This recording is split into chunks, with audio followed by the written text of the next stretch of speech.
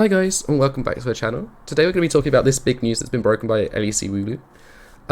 Obviously I'm going to be covering this because I am like the LGL guy out of the English speakers on YouTube, in my opinion. Like, I cover it more than most people at any rate. But Evie going to LEC, I think it's quite an interesting idea.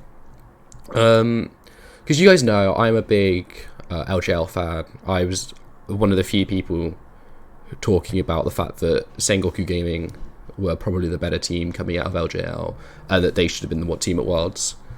But like, you look at Evie and you just go, he's been in this DFM team for a while. This DFM team has shown that when you change certain things, they take a long time to adapt, and they've consistently played one style of gameplay. Like, they've played in one way throughout their entire life in the LJL, which is just be better than your opponents, pretty much. Just bully them with your mechanics.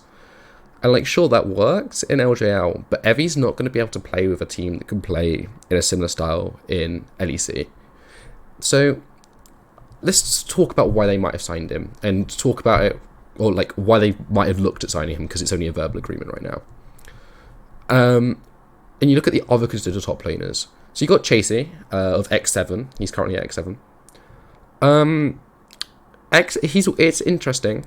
I think Evie's the better player, marginally. I think Evie's obviously got a better, more established fan base. So I think those things help him a little bit.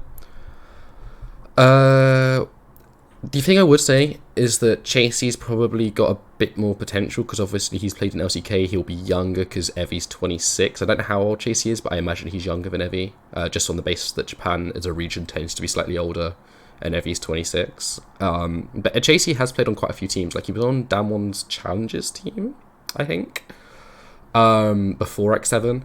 So he can't be young, but like, I imagine he's still quite a bit younger than Evie. And then Finn, I think if you look at Finn and Evie, they have like a similar mechanical level. Like, Evie will just... He won't be... I think Evie's peaks are lower than Finn's, but I think his like basement level is quite significantly higher than Finn's. So I guess you've got that going for him.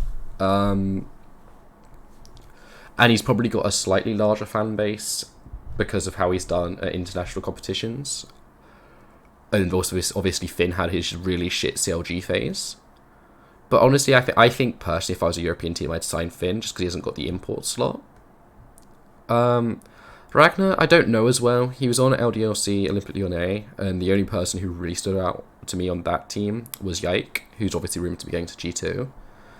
And he wasn't as good. He wasn't as good as Adam, which I would call quite alarming, personally.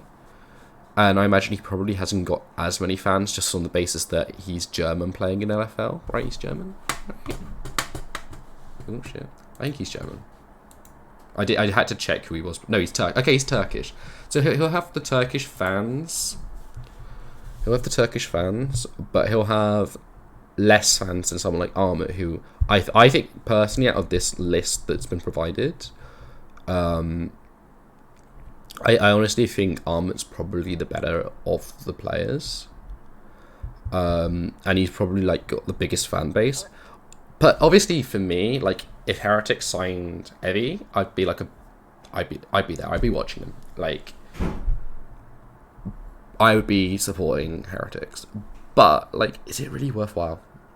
And I think that's what you've got to really consider. I don't think they're that much better. And so that'll be it. I'll see you in the next one.